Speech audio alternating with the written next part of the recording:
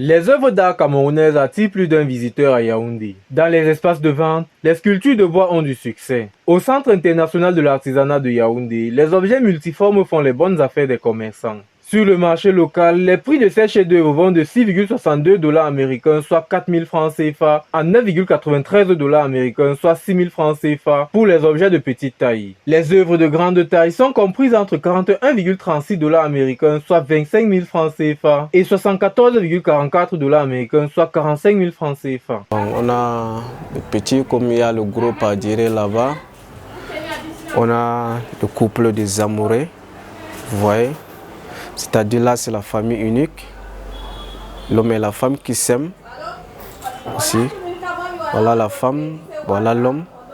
C'est ça qu'on appelle le couple amoureux. On fait ça à 25 000. Ouais. Mais on a aussi un grand qu'on fait à 45 000. Des œuvres qui ne laissent pas indifférents les clients. Cyrielle, de passage dans la capitale camerounaise, est impressionné par l'éclat de ceux-ci. C'est dans cette boutique que la jeune dame se procure les souvenirs de son séjour au Cameroun. Il y a de tout, hein. C'est comme dans tous les marchés, il faut regarder en fonction de la qualité, etc. Mais j'ai trouvé vraiment des pièces magnifiques et surtout des pièces très originales, donc je suis très contente de ma visite. Au Carrefour Coron à Yaoundé, capitale politique du Cameroun, ces objets tant prisés par les consommateurs sont fabriqués dans cette enclave marécageuse. À une dizaine de mètres du site, le ronflement des machines indique le type d'activité y menée.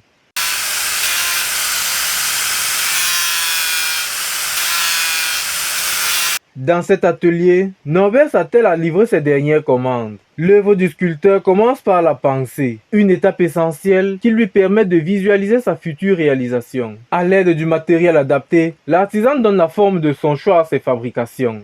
Il faut commencer par le morceau de bois comme tel. Je commence à découper sur le taux. Et après avoir coupé ma part des morceaux, je vais maintenant faire le dessin, le croquis de l'œuvre que je conçue dans ma tête, quoi. Donc selon l'inspiration qui me vient dans la tête, je procède maintenant par mettre la coquille et travailler sur le taux. Avec les ciseaux, on a les différents instruments pour utiliser. Mais sur le taux, on a plutôt souvent les ciseaux comme des ciseaux plats, les ciseaux gouges. Donc c'est par rapport à mon croquis que je commence à tailler avec le ciseau pour ressortir les croquis. On a les différentes étapes. Il faut gratter, râper et gratter la pièce avant d'entamer le papier. Parce que le papier ne peut pas aller bien tant que la pièce n'est pas bien râpée ou bien grattée. Donc, ça atteint le niveau de la finition de la pièce, comme vous voyez comment est-ce que ça brille déjà.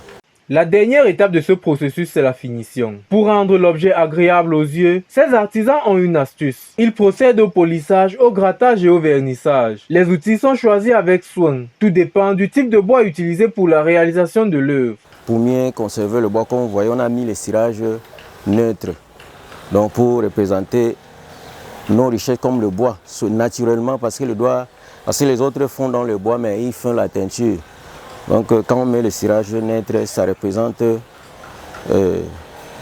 la nature du bois. Pour les spécialistes, les œuvres d'art fabriquées localement ont le vent en poupe. Elles sont passées de simples outils fantaisistes à de véritables produits de consommation. Une bonne nouvelle pour la promotion du Made in Cameroun. La majorité des objets que les gens utilisent dans les maisons, c'était les objets chinois. C'est maintenant que nous faisons la promotion de notre matière. On a dit consommons camerounais. Pour consommer camerounais, il faut utiliser nos œuvres d'art. Et ces nos œuvres d'art réalisées sur pierre ou sur du bois, c'est des œuvres qui ne périssent pas. Même dans les mariages, maintenant, on ne donne plus tellement les bonbons qu'on donnait à 4 h du matin pour dire merci. Maintenant, nous fabriquons les porte-clés en bois où on peut mettre la date du mariage et le nom des mariés. Hein? Ça prend de l'ampleur.